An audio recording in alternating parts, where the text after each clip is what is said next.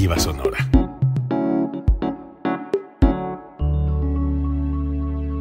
Código Libre.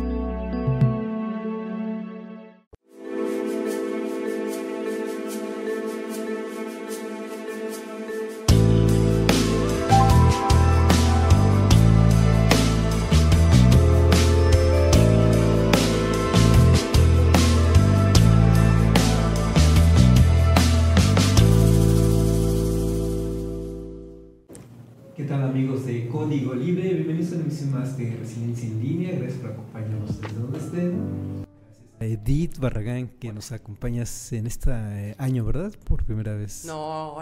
¿Ya fue una Venimos segunda? en enero. ¿En enero? Sí. Estoy pensando que viniste en diciembre. No, en enero. Estamos comentando antes de entrar al aire que recomendaste unas películas. Fui a ver Cuando la maldad acecha. ¿Fue en enero entonces? Sí, creo que sí viene en enero. Okay. Digo, si no tengo mi agenda no lo voy a poder corroborar, pero sí. De todos modos, siempre es un gusto y una alegría estar aquí este miércoles contigo, con la gente de aquí de Código Libre, que nos permite expresarnos de manera muy, muy natural y muy bonita, y creo que sí es una época muy interesante como para hacer algunas reflexiones, ¿no? Okay. Y que gracias a la gente que nos ve, que nos está viendo ahorita, esta noche de miércoles, y a quienes nos acompañarán durante las diferentes repeticiones en las diferentes plataformas que Código Libre nos ofrece a todos. Qué gusto. Edith, hoy elegiste porque tú eliges los temas de tu sección. Hoy tomas un tema sensible, el asunto de que nos está faltando el agua para este año y cada vez más, tal parece. Pero también nos tienes, como siempre, estas recomendaciones de cuidados y por ahí traes unas efemérides. Fíjate que sí es bien interesante como no perder las diferentes perspectivas, ¿no? A veces como que nos gana la inmediatez, sin embargo hay que recordar primero que nada que la temporada invernal no ha terminado. De hecho estamos a un mes de primavera, porque hoy es 21 de febrero, entonces estamos exactamente a un mes de que cambie la estación oficialmente, porque ya hemos estado sintiendo estos días un clima muy extraño, por lo menos aquí en el Bajío de la República Mexicana. Mañanas muy frías, muy frías, tardes muy calurosas, es decir, la diferencia de temperatura de la mañana a la tarde es más de 20 grados y los cuerpos lo resienten, no nomás los nuestros que ya son de adulto joven contemporáneo, sino todas las personas lo sentimos. Y entonces también con el cambio de estación vienen muchas alergias y muchas situaciones respiratorias, entonces yo creo que no habría que olvidar las medidas de higiene, las medidas de cuidado y también estas medidas de convivencia. Si nos sentimos un poquito agripados, puedes usar cubrebocas, el aseo de las manos, y si tenemos la oportunidad de seguir vacunándonos de las diferentes vacunas que tenemos a la mano, la de COVID, la de la influenza, quienes tienen alergias, pues empezar a tener cuidado con estos cambios, ¿no? Eso me parece muy importante, no olvidarnos que falta un mes de invierno.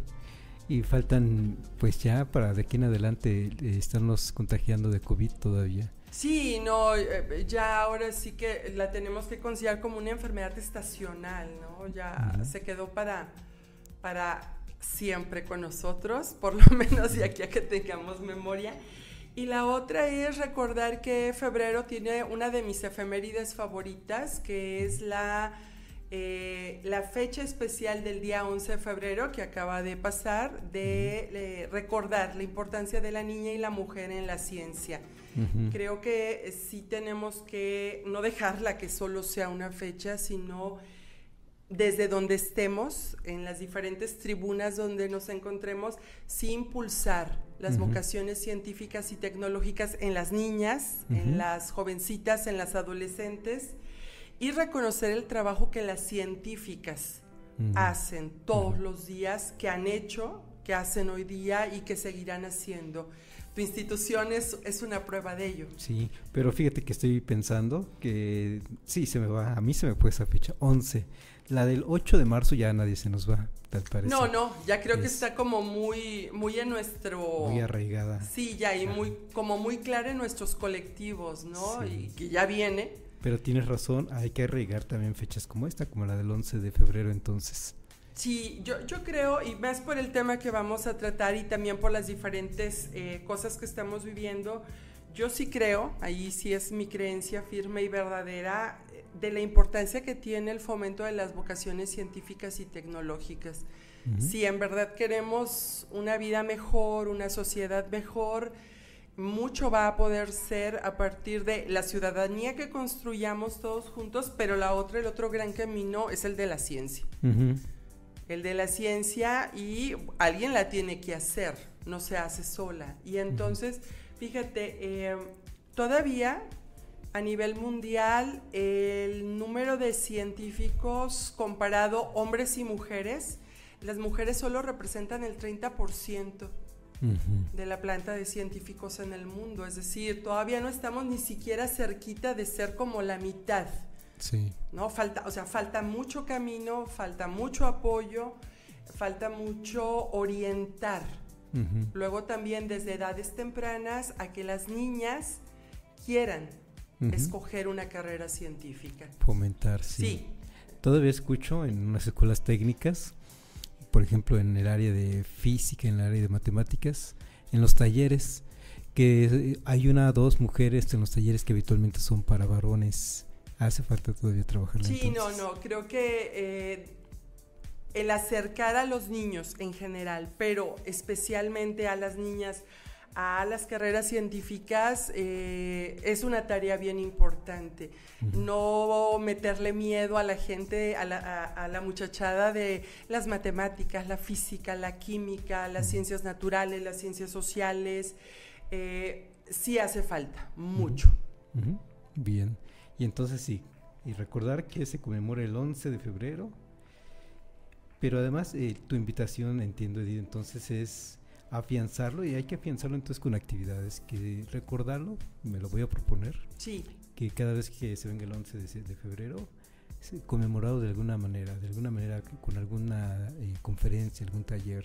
Sí, y creo que por ejemplo centros o institutos como el tuyo, como el mío, ahí sí nos hace falta caminar un poquito más, hacer como redoblar estos esfuerzos que hacemos de manera cotidiana por este fomento de las vocaciones científicas, pero sí recordar que hay una fecha particular para ello. Sí. Hoy hubo una conferencia interesante, ya que lo hice en el Colmich, en el Colegio de Michoacán, donde elaboramos. Muy interesante. Fueron jóvenes de preparatoria, de secundaria, la plática, muy interesante. Pero así como y es parte de un ciclo de conferencias que se dan a partir de hoy en adelante. Pero sí hay que jalarlo hacia el 11 de febrero, ya que estamos haciendo un esfuerzo. Sí, claro. Jalarlo, juntar el 11 de febrero. ¡Qué maravilla! Y qué maravilla porque, por ejemplo, pienso que hay muchas instituciones que están haciendo cosas bien interesantes y luego no las comunicamos, no las sabemos, y como que eso hace que haya como un alejamiento, ¿no?, entre la ciudadanía y las instituciones que generan conocimiento. Creo que entre más reforcemos estos vínculos con los más jovencitos, pero también con la comunidad en general, también eso va a permitir que sintamos como más propio el conocimiento que ahí se genera, ¿no? Sí. Nada más te comparto 2 datos que me parecieron interesantes y volvemos al tema. No, que al final de cuentas siempre hablamos de los temas, pero sí, dime. Me resulta importante, estamos en una ciudad pequeña, estamos en La Piedad, Michoacán. Me llama la atención que el primer asentamiento de pobladores en La Piedad fue de mulatos. Y ya, lo interesante ya en la conferencia fue en dónde y después hacia dónde se movieron dentro de la misma ciudad y fueron trazando precisamente la ciudad. Sí. El otro dato más interesante y quizás se vincula un poco con el tema, un poco, no mucho, es que de los jóvenes que estuvieron, no sé, eran como 20, nadie, por aquí, tú y yo sabemos, pasa un río, el río Lerma. Así es. Pasa un meandro del río Lerma, 12.5 kilómetros pasa por aquí. Y no han visitado el río, son jóvenes, no sé, de secundaria, 13. ¿De secu? ¿Dónde viven? O sea, la pregunta es dónde viven y por dónde transitan, ¿no? Porque la parte centro de la ciudad es muy cercana a este meandro del río. Si viven en la vecina población de Santana, pues hay que pasar por el río o lo que queda del río, ¿no? Sí. Y bueno, yo recuerdo también un montón de esfuerzos, que quizá en un momento más platiquemos de ello, los esfuerzos que se hacen por salvar el río, por recuperar el río, porque tengamos cauces de agua o cuerpos de agua sanos y que funcionen como deberían de funcionar, ¿no? Y esa es una tarea bien importante. Y de ahí se desprende una pregunta elemental que para todos, debería ser para todos: ¿de dónde viene el agua que nos abastece? Claro. Tú sabes también, en esta ciudad no tenemos problemas de que nos corten agua una vez a la semana, 2 horas al día, digamos, ¿no? O que solo tenemos agua 2 horas al día. Eso está pasando en Morelia, no se diga en Ciudad de México. No sé, y ahorita vamos a platicar de otras ciudades que la están pasando verdaderamente mal. Fíjate que el tema del agua me parece muy importante y le agradezco mucho a mis hermanas que me lo hayan recordado para platicarlo el día de hoy, porque fíjate que el día de ayer, también de estas efemérides, fue el día de la justicia social. Sabemos que tenemos también como una deuda muy grande en ese sentido de justicia social, porque se trataría entonces de que las poblaciones pudiéramos tener todos, ejercer los mismos derechos, tener las mismas oportunidades, hombres y mujeres poder acceder a trabajo decente y a una calidad de vida pues bonita para todos. Y dentro de esa calidad de vida, para que tú y yo tengamos una calidad de vida buena, el asunto del agua es fundamental. Cuando tú te das cuenta que una buena parte de la población mundial, un poquito más de 1/3 de la población mundial, 2,000 millones de personas, no tienen acceso a agua potable, a agua de buena calidad para resolver sus necesidades cotidianas, dices, tenemos un problema. Tenemos un problema muy grave, ¿no? Y que necesitamos primero visibilizarlo en las dimensiones que esto tiene, porque no puede haber justicia social si no tenemos acceso a lo mínimo básico que nos va a dar calidad de vida, como tener agua. Esta parte yo la hilaría con un punto que tú mismo propones, con uno de los objetivos de desarrollo sostenible. Así es. El punto 6. Es el objetivo 6, el objetivo... Hay que recordarle a quienes nos están viendo y escuchando que existe algo que se llama la Agenda del Desarrollo Sostenible o la Agenda 2030, que luego han tergiversado en las redes sociales. A mí me divierten muchos esos videos de la conspiración porque inventan cosas, dices, wow, cuánta imaginación. Estos son 17 objetivos que se proponen desde la Organización de Naciones Unidas como para orientar los esfuerzos del desarrollo. Cuando iba a ser el año 2000, fíjate nada más, cuando iba a ser el año 2000... Hace 24 años. Se plantearon los objetivos del milenio y eran 8. Y yo recuerdo que ya trabajábamos de manera como muy consciente en cosas de sustentabilidad en las escuelas, por lo menos en sistema tecnológico ya existían materias de sustentabilidad. Y yo comentaba con mis alumnos de aquel entonces, digo, a mí se me hace bien complicado que para el 2000 sí cumplamos estos objetivos. Pues llegó el 2000 y no los cumplimos, y eran 8. La Agenda 2030, que el 30 está aquí nada más en un parpadeo, plantea 17. Muchos derivados de estos primeros 8 que no se cumplieron, y en estos 17 objetivos, el objetivo número 6 se llama agua limpia y saneamiento. Entonces, esto se trata de que tengamos todos agua potable para sanearnos, para nuestra higiene, pero también para poder hacer nuestras actividades. Entonces decimos, muchísimas personas, un poquito más de 1/3 de la población mundial, no tiene acceso a fuentes de agua limpias, a fuentes de agua que estén sanas.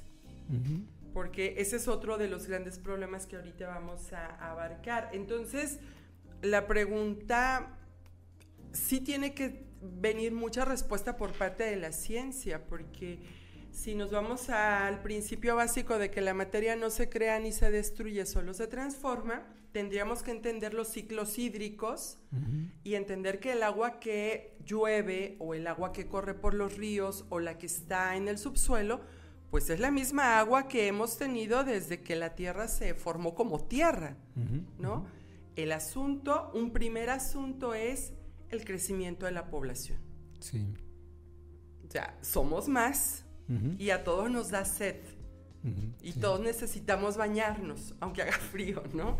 Y todos necesitamos agua para bañarnos, para asearnos, para beber, para cocinar, para resolver unas cuestiones en nuestros hogares, para limpiarla.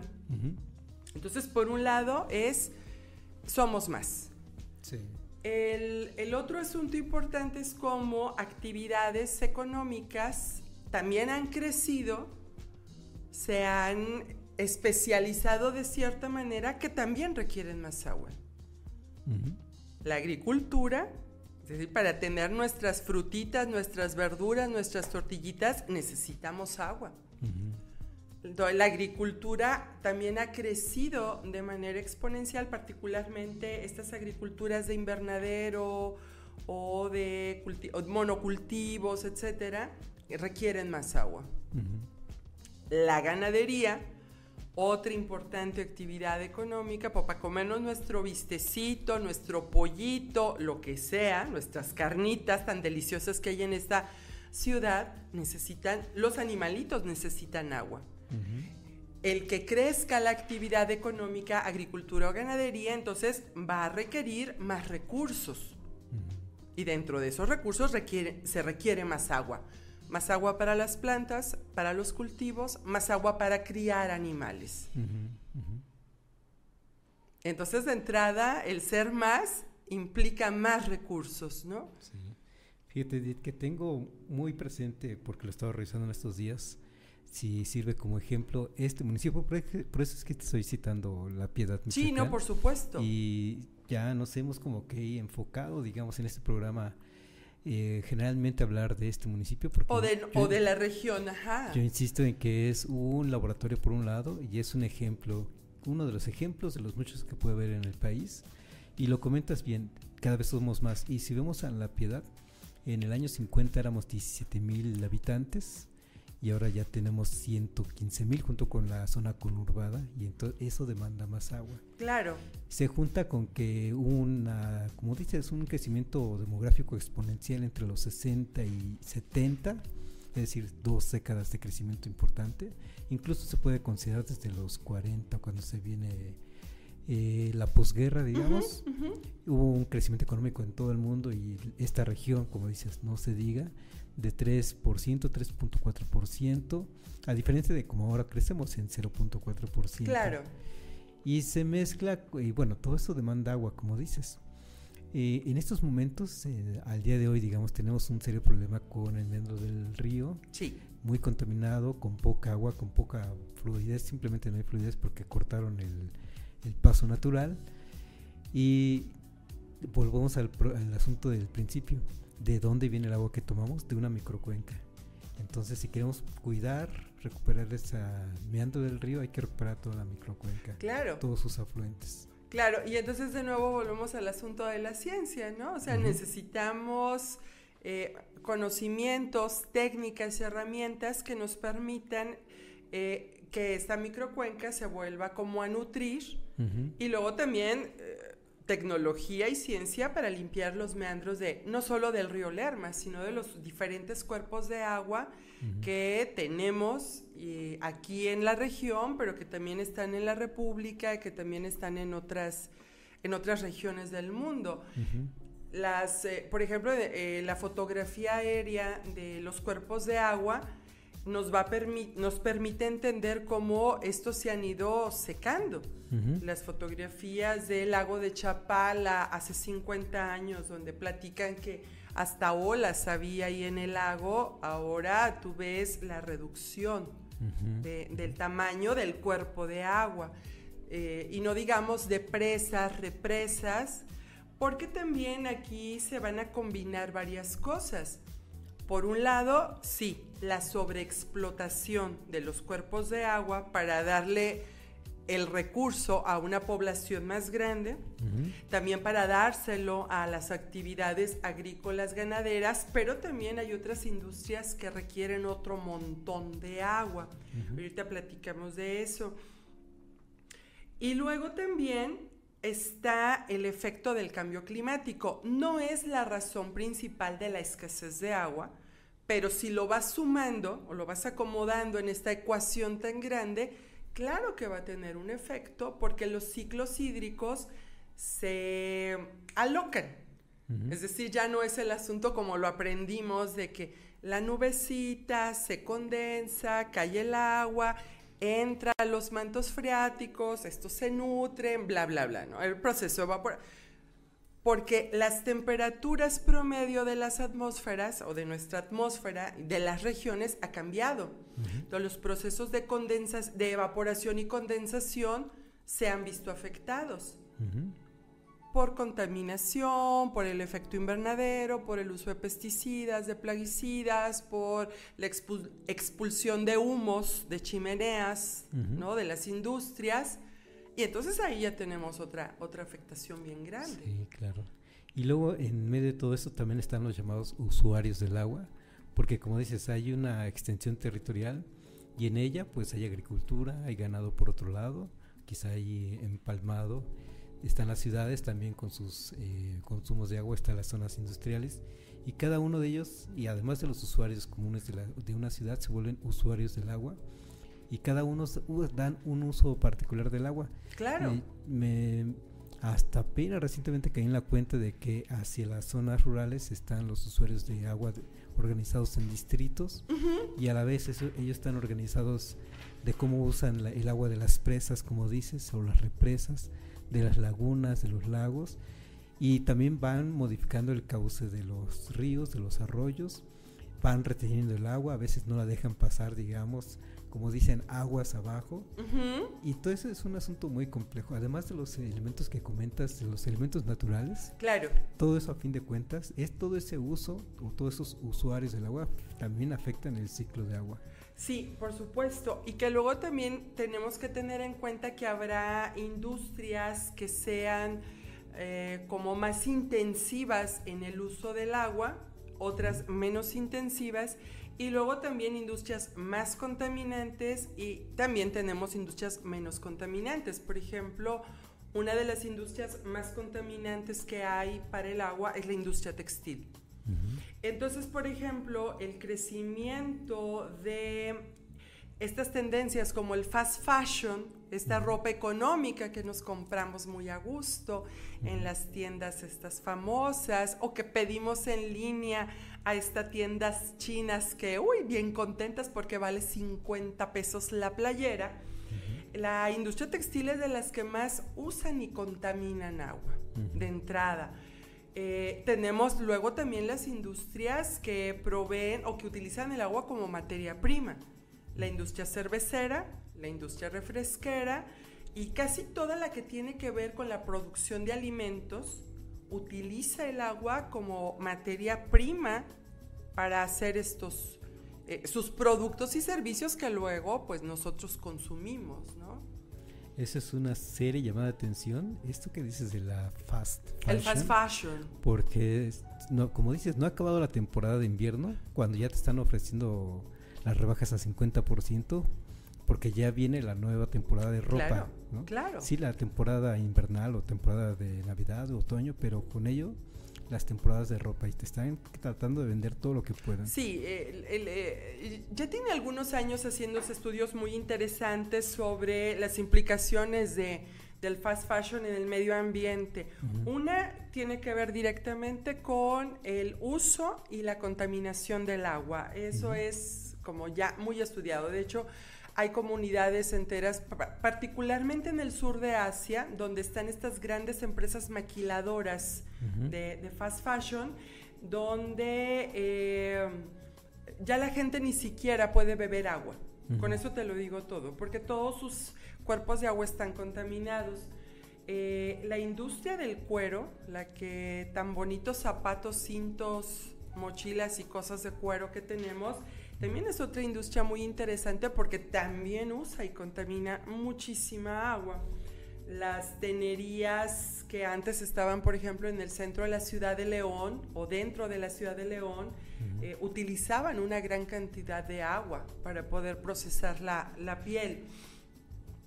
Y volviendo al asunto del fast fashion, entonces, una es el uso, abuso y contaminación del agua, pero la otra es qué pasa con toda la ropa. Porque estamos en un mood de usar y tirar. Y entonces, por ejemplo, ahorita hay un problema muy grande en el desierto de Atacama, en Chile, porque toda la ropa que no se vende de temporada la están yendo a tirar al desierto. Fíjate.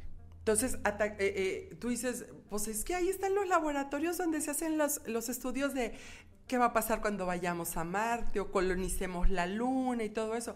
Pues resulta que lo vas a encontrar lleno de basura y es basura textil. Sí. ¿No? Entonces, también se vuelven como círculos viciosos muy difíciles de romper. Por un lado, desde mi consumo, un consumo no responsable de productos que utilizan mucha agua y que luego también esas mercancías, su ciclo de vida es muy corto. Antes un abrigo, un buen suéter, te duraba hasta 2 hermanos más, ¿no? Sí, ahora con esta rapidez y facilidad con la que conseguimos las cosas, también con esa rapidez y con esa facilidad la tiramos, ¿no? Entonces, al menos por el lado de no consumir, de no derrochar agua, hay que pensarnos 2 veces esta idea del consumo. Sobre todo, cada quien tiene que hacerse responsable en primer lugar como ciudadano de sus consumos, ¿no? Darnos cuenta o entender la cantidad de agua que se necesita para producir algodón o lino o algún textil con el que se hace mi ropa. Tener en cuenta todo el agua que se necesita para producir 1 litro de cerveza, 1 litro de refresco, 1 litro de leche. De entrada, ¿no? Porque tiene que ver con este producto que me voy a comer, que me voy a beber, que me voy a poner. Ya de entrada trae una huella hídrica bien importante. Sí. Edith, hago pausa para que comentar.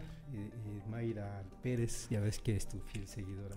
Mi querida amiga en Oaxaca, sí. Y ahorita vamos a comentar el caso de Oaxaca porque ellos están particularmente viviendo desde el año pasado una crisis muy terrible en la zona metropolitana de Oaxaca. Iba a leer su comentario y se me acaba de borrar. No pasa nada, lo recuperamos, pero ya ahí la tenemos en la lista, mi amiga. Sí, justamente estaba comentando el caso de Oaxaca. Sí. Pero soy muy torpe para de la tecnología. Estas cuestiones de la tecnología, a mí ni me digas. En Oaxaca el agua se está volviendo cada vez más escasa, se observan más hoteles, como hay demasiadas pipas para los centros comerciales y hoteles. Bueno, en todo caso está diciendo que es los hoteles y estos centros comerciales que están consumiendo mucha agua. Yo cuido el agua, pero mis vecinos, claro, siempre tenemos un vecino, ¿verdad? El que lava con manguera el coche o la calle. La banqueta, sí. Sí, no, y vamos, entonces una es la huella hídrica de nuestros consumos, ¿no? Que esa es una cuestión que necesitamos reflexionar. La segunda es como también las actividades propias de los espacios requieren agua. Es decir, la vocación económica, por ejemplo, de la ciudad de Oaxaca es el turismo. Eso nos queda muy claro. Además, todo el mundo soñamos con ir a una Guelaguetza, o queremos ir a un Cervantino a Guanajuato, o queremos ir a San Miguel de Allende y retratarnos y el pueblito mágico, ¿no? Entonces, esos lugares tienen una vocación turística. Para que el turismo pueda funcionar, tú necesitas proveer de infraestructura turística. cuartos de hotel, restaurantes, lugares de comida, lugares de esparcimiento. Pero para que esos lugares funcionen, necesitan agua. En el caso particular de Oaxaca, ya tiene tiempo que el crecimiento del número de cuartos de hotel se ha disparado. Es decir, cada vez hay más hoteles, cada vez hay más centros comerciales, pero también la zona metropolitana de la ciudad ha crecido tremendamente. Y hay que darles agua. Sí. Entonces, hace una semana que yo estaba en una reunión de trabajo, otra compañera mía, que también es de ahí de Oaxaca, me dice, es que al principio el agua, cuando yo vivía ahí hace 20 años, el agua llegaba a las casas 3 veces a la semana. Y las personas tenían un aljibe o un tinaco grande y con eso era como suficiente. Sabíamos que había periodos específicos como Semana Santa, Guelaguetza o Muertos, que llega más turismo, entonces se racionalizaba más la llegada del agua justo para atender a estas actividades. Pero entonces ya tiene más o menos un poquito más de un año que el agua llega o comenzaba a llegar una vez a la semana.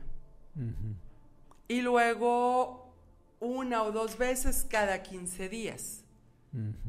Y entonces dices, ¿qué pasa? Es mi derecho como ciudadano, pago impuestos, pago mi servicio de agua. ¿Por qué no tengo agua? ¿Y por qué tengo que comprar pipas para poderme abastecer? Y aún así no es suficiente. Por ejemplo, viene un periodo bien interesante que es el estiaje. Es decir, estas primaveras cada vez más secas en casi toda la República Mexicana. Primaveras secas con oleadas de calor muy intenso, donde el año pasado lo vivimos. Presas y represas llegando a niveles de 10% de agua, o sea, casi se secaban. Y entonces, ¿de dónde va a venir el agua para la población? Exacto. Y tienes otros ejemplos, ¿verdad? También. Bueno, está el caso de la ciudad de Oaxaca. Las ciudades turísticas, particularmente, sí se notan estos picos muy fuertes, ¿no? Una de mis compañeras de trabajo que vivió haciendo su licenciatura en Guanajuato hace muchos años, ya nos platicaba que hace 30 años, cuando ella estudiaba ahí, ya vivían problemas de agua en la ciudad. Ahora imagínate con el crecimiento mismo de la ciudad capital del estado, con otro montón de funciones y luego la gente queriendo irse a divertir. Entonces, de nuevo, hay otro estrés como muy fuerte por la necesidad de agua. Y obviamente ahorita, o sea, hoy día, quienes la están pasando súper mal, Ciudad de México.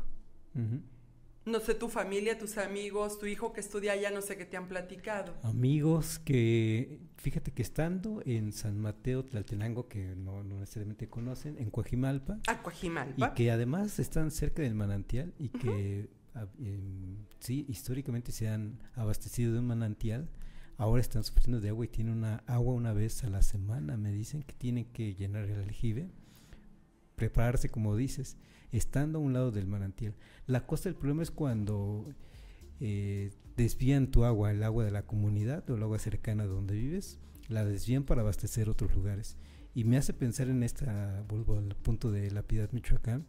No tenemos problemas por ahora y ojalá así sigamos. Hasta agua caliente, sabemos eso también, nos sale agua caliente en invierno, en pleno invierno nos llega agua caliente de la calle. Hay colonias donde tener calentador o boiler no es como opción, ¿no? Porque llega calientita el agua. En ese sentido tiene razón un compañero del trabajo que dice, ¿cómo es posible que nos llegue el agua caliente? La subimos a un tinaco para que se enfríe y pagamos agua para volverla a calentar. Sí. Y entonces sí, me hace pensar que ese beneficio que tenemos por ahora se puede acabar si de repente como política pública estatal nos dicen, esta agua de ustedes ya va a empezar a abastecer a otros espacios. ¿Qué es lo que sucede con Temacapulín aquí en los Altos de Jalisco? Que ha sido una discusión bien terrible políticamente ha sido usada como bandera, el agua que llega también a Chapala, es decir, cómo tomamos agua de cuerpos que existen y que de manera natural han abastecido a comunidades, pero la ciudad lo requiere, ¿no? Las ciudades grandes, las industrias grandes. El año pasado, ¿qué sucedió en la zona metropolitana de Monterrey?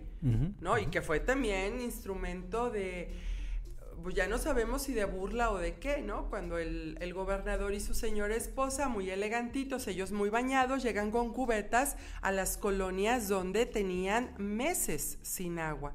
Entonces también, y yo creo que has tocado un tema bien importante, que es el asunto de la política pública de abastecimiento de agua, ¿no? Es decir, la otra es cómo también tenemos seccionados los organismos que se encargan de eso, ¿no?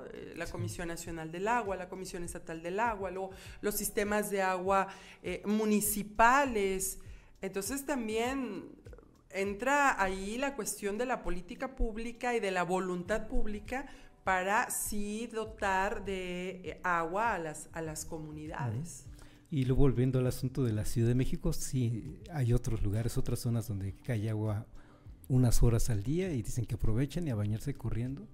Lo que pasa es que Ciudad de México es todo un caso, porque entre la contaminación, falta de agua, yo digo, a ver cuándo colapsa esa ciudad. No, y la otra es, volvemos al asunto de los que son, ¿no? O sea, ¿cuántos millones de personas viven en la zona centro del país, ¿no? Debe de haber, ¿qué? ¿30 millones de personas? Sí, ya en toda la zona, en todo Valle de México. Todo Valle de México es impresionante. Entonces, 30 millones de personas que necesitan bañarse, necesitan beber agua y necesitan asear sus casas. En ese sentido a mí me sorprende cómo es que sobrevive esa ciudad, esos 30 millones de habitantes. No lo sé, no lo sé. O sea, hay un autor que es economista que se llama Jeffrey Sachs, que habla, él estudia las ciudades, ¿no? También Edward Glaeser, y hablan de los beneficios de las economías de aglomeración. Pero creo que también falta estudiar los deterioros que hay en las economías de aglomeración. Es decir, también el tamaño de la ciudad va a determinar mucho de tu calidad de vida. Entre más grande la ciudad, más problemas vas a tener, como por ejemplo el del abastecimiento de agua. No es lo mismo tratar de abastecer a una ciudad media de 100, 200, 300 mil habitantes que 30 millones de personas, ¿no? Y luego también ahí otro de los asuntos que casi no se ha estudiado, pero creo que va a ser momento como de ponerlo también en la mesa, es el asunto de que al tú estar extrayendo agua del subsuelo, hay una cuestión física bien básica. Si tú dejas vacíos, porque sacaste el agua, esos vacíos van a tender a compactarse. Y entonces eso provoca hundimientos, microsismos, deslizamientos y reacomodos de tierra. Sí, los dichosos socavones que se pusieron de moda últimamente. Y no por gusto, ¿verdad? Entonces, mucho de lo que está sucediendo en zonas altamente estresadas por extracción de agua están teniendo reacomodos de tierra. Y entonces, está temblando, ¿no? Tiembla en tal lugar y dices, ¿pero por qué tiembla ahí? ¿O por qué hay un movimiento de tierra? Y dices, a ver, pensemos, ¿no? O sea, tratemos de entenderlo como un todo, como un sistema. Si la capa de tierra de arriba está aquí y acá tengo otra capa de tierra y en medio lo que lo soporta es agua, si yo extraigo esa agua queda un vacío. Y ese vacío tarde o temprano va a colapsar. Lógico es entonces que se asiente la tierra, ¿no? Lógico es que entonces esto provoque un movimiento. Entonces, si de repente se nos olvidan que nuestras acciones tienen consecuencias. Edith, y hablando de políticas públicas, traes unos ejemplos, por ejemplo, España. Sí. De cómo están manejando el agua ellos. Fíjate que curiosamente en estos días encontré que hay una planta desalinizadora y potabilizadora, lo digo despacito porque luego se me traba la lengua, en Cataluña, donde están entonces extrayendo agua de mar, le quitan la sal, la están potabilizando para dársela a su población, porque también esta crisis de agua no solo la estamos viviendo nosotros como mexicanos, sino que también en otras regiones del mundo ya están padeciéndolo. Y más o menos son 4.5 millones de personas las que se están viendo beneficiadas con esta planta. Habría que ver si una sería la calidad del agua, ¿no? que ellos están recibiendo, y la otra es qué está pasando en esa región que se están quedando sin agua, ¿no? O sea, también es no solo resolvamos, pero también es, a ver, entendamos el fenómeno, porque puedes resolver con una planta de este tipo en determinado momento, pero ¿qué va a pasar en el futuro? ¿O ese va a ser el futuro? Porque esa podría ser otra pregunta. Sí. ¿Ese va a ser el futuro? ¿Tener que quitarle la sal al agua de mar y luego potabilizarla y a partir de esa nosotros consumirla? Sí, que es un proceso a fin de cuentas que implica un costo.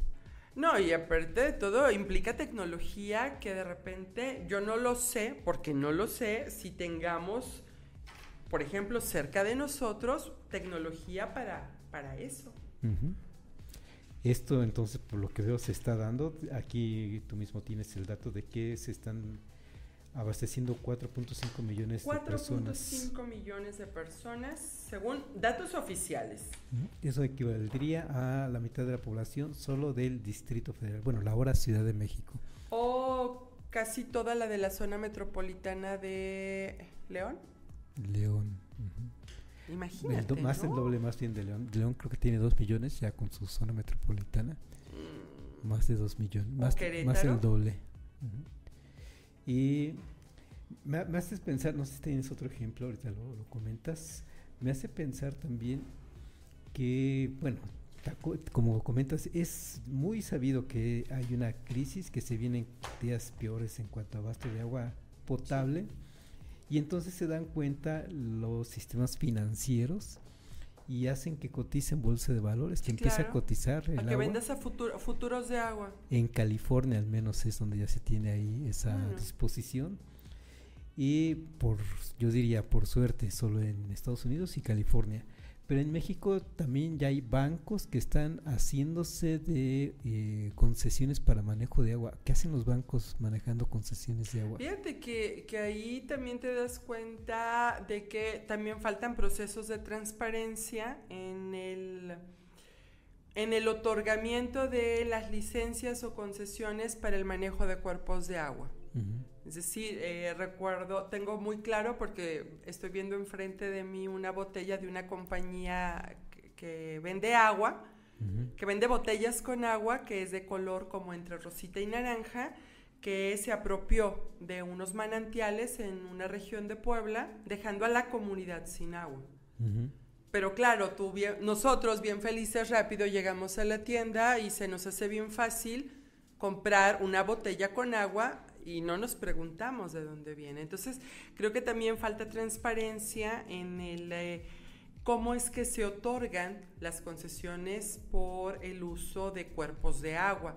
Así como existen distritos de riego para los señores campesinos y ganaderos, también tendría que haber un poco más de transparencia en este otorgamiento de concesiones. También en el manejo de los servicios que administran los servicios del agua potable en los municipios. Porque eso cada municipio lo tiene como arreglado o trabajado con un determinado organismo. Sí, claro. Fíjate que estamos hablando entonces de dos grandes modelos de gestión del agua. Uno público, como es el que nos presentas el caso de España, que porque entiendo yo que es el gobierno de Cataluña el que está desalinizando el agua salina. Ese es un ejemplo en cuanto a gestión pública. Y la otra, el gran modelo es la gestión privada, que viene, como dices, de las embotelladoras, que tiene una concesión para el embotellamiento de agua y venta de agua, a pesar de que la comunidad se quede sin ese acceso al agua. Sí, y en ese sentido creo que también tenemos que estar como atentos, ¿no? Porque luego de repente uno podría pensar, o no pensamos de dónde viene el agua que compramos, ¿no? Porque la compras, ¿no? Compras el garrafón, compras la botella, compras el refresco, pero pues no salió de la nada. O sea, tuvo que salir de algún lado esa agua para que pudiera ser embotellada, para que pudiera ser trasladada.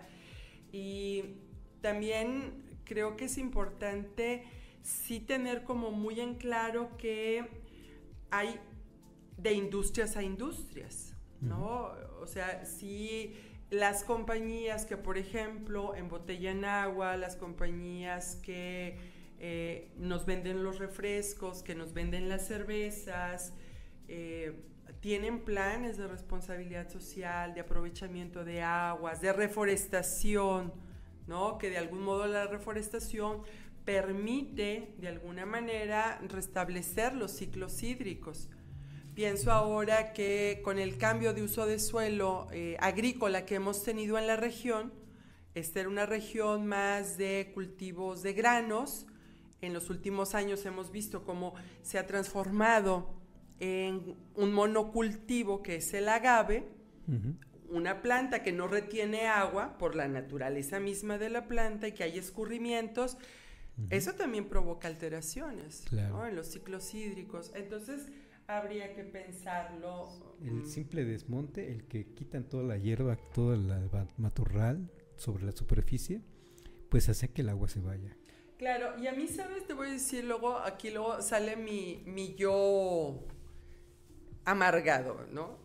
El asunto es que también mucha de la responsabilidad sobre el cuidado del agua la trasladamos al público, al ciudadano, que está bien, es decir, que tú, que yo, que todos quienes nos están viendo y escuchando seamos responsables, ¿no? Como lo decía nuestra amiga Mayra, yo cuido el agua, yo cuando abro la regadera, la verdad, aunque se ve feo, pues sí tengo una cubeta para que caiga el agua fría hasta que sale el agua calientita y esa agua la uso para el trapeador o para cositas de ese tipo.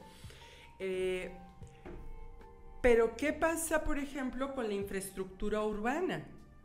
Es decir, el sistema que me provee de agua es un sistema que está bien, no tiene fugas, no tiene fallas. De entrada, ¿no? La infraestructura de la dotación del agua.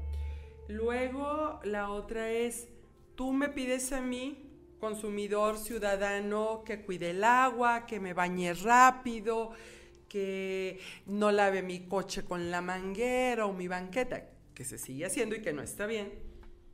Pero entonces, ¿qué pasa con el agua que sí gasta la industria? ¿No? La refresquera, la de la cerveza, la de la leche. O sea, ellos no, y yo sí. Entonces también es como querer curar algo muy grande con un curita. Si bien es cierto, la ciudadanía tenemos una responsabilidad muy grande, también la industria debería de hacerse responsable por su manejo de aguas, ¿no? Claro.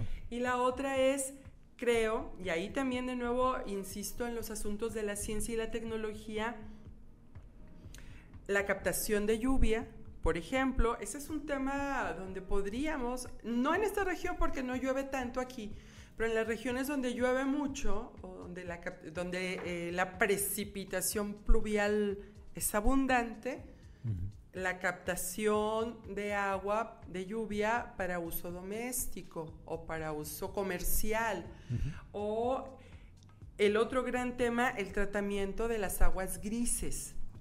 Sabemos que hay un agua que se usa en casas que no se puede volver a usar, pero tenemos muchas aguas grises, las de las lavadoras, las del baño donde te bañas, no del sanitario, que podrían ser tratadas y reusadas con otros fines, como por ejemplo riego de parques y jardines, o para cuidar unidades deportivas, cosas de ese tipo.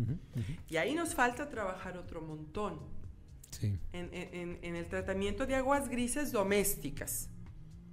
Porque también el otro gran tema sería las industrias, cómo tratan y desechan sus aguas.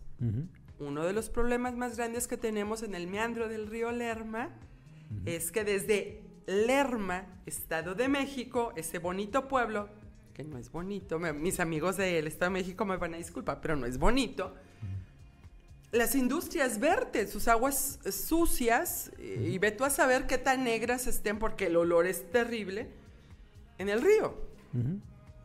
Entonces sí, por un lado sí está bien que como ciudadanos agarremos la onda y sí le cerremos a la llave, no tengamos fugas, ahorremos agua, lo que quieras.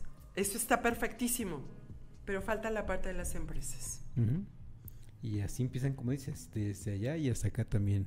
Las empresas lo primero que hacen es echar sus aguas sucias al río.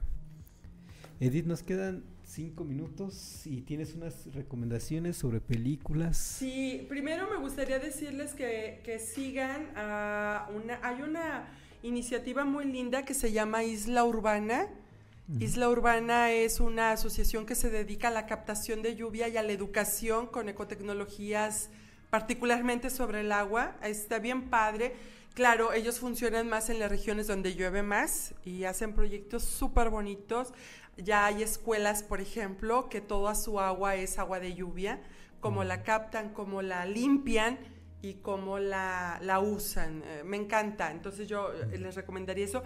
Y siempre el cine nos va a dar ahí unos bonitos ejemplos de lo que no debemos de hacer. Hay una película muy bonita, porque verdaderamente es muy bonita, es esta que se llama El niño que domó el viento. Ese sí está en la Netflix, dicen en mi casa, y está basada en un caso real de una comunidad déjame ver si alcanzo a rápidamente encontrar el país, en Malawi. Como un chiquillo que era bien inquieto y bien burro, pero cuando ya no le pudieron pagar la escuela, pues de contrabando se metía a la bibliotequita de su escuela, le gustaba hojear libros de ciencia, y diseñó desde su inventiva y desde lo que vio en los libros un sistema para poder tener un pozo de agua y salvar a su comunidad, justo porque estaban pasando por cuestiones de sequía muy intensa. La verdad es que es una película muy, muy bonita, así como que te da esperanza. Okay.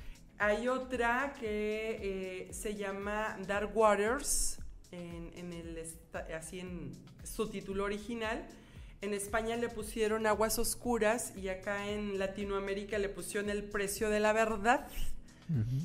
Y es el caso de la compañía DuPont, la fabricante de químicos más grande del mundo, y cómo contaminó en los 80s toda una región de Estados Unidos, y el juicio, ¿no?, que se le hizo a DuPont, y DuPont tuvo que implementar una serie de medidas anticontaminación, porque sí, ya le había dado en la torre a toda esa región de donde estaban.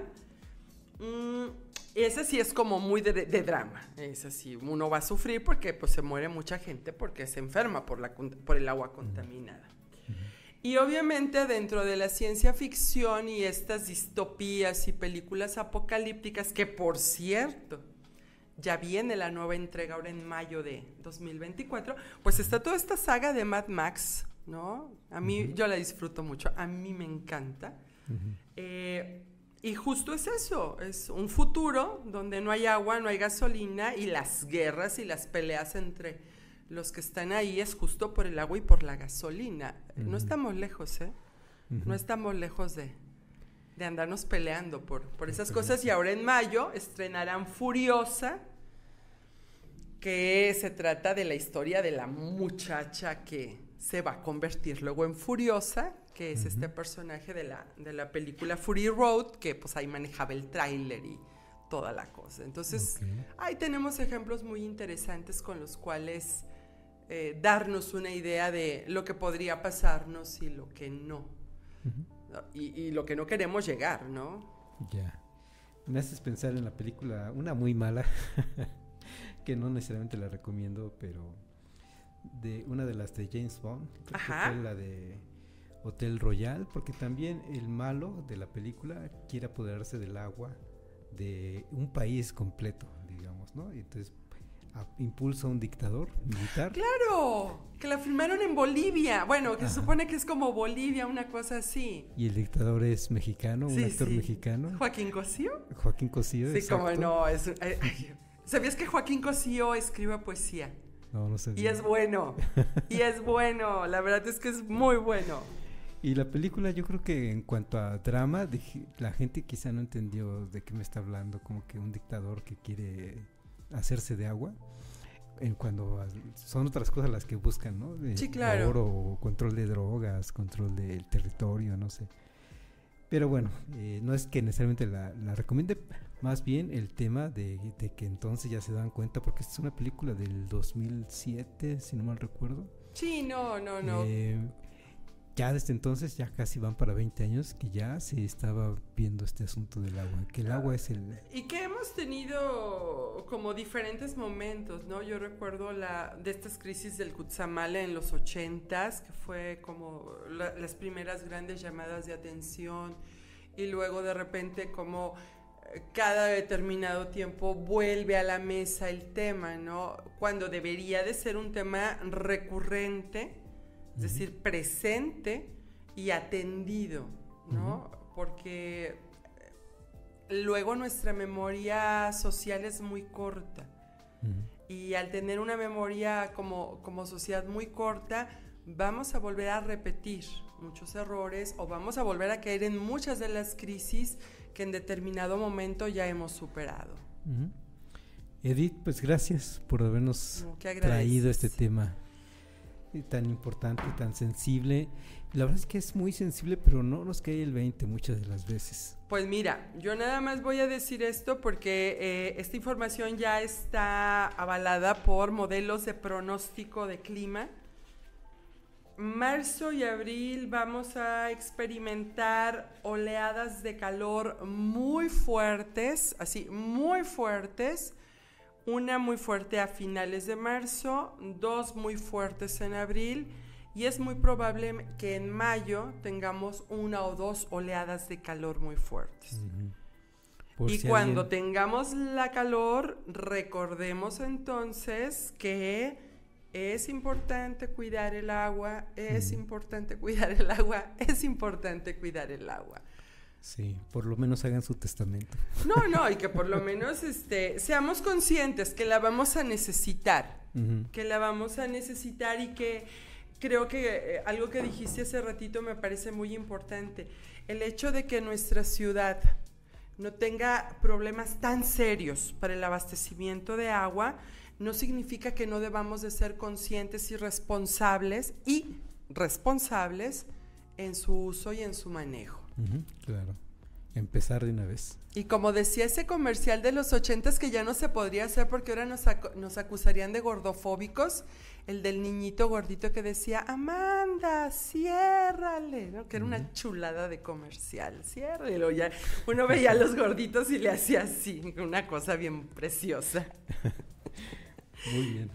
Pues Edith, muchas gracias por habernos acompañado. Al contrario, un gusto, y ojalá que todos podamos tomar conciencia de la importancia que tiene el agua, y aquí nos vemos pronto. Esperemos que sí. Así es. Bueno, amigos, gracias por habernos acompañado con Edith Barragán, con Felipe, con Carla, que ya conociste a Carla. Ya conocí a Carla, por fin, sí. Con Gerardo, y nos vemos la próxima.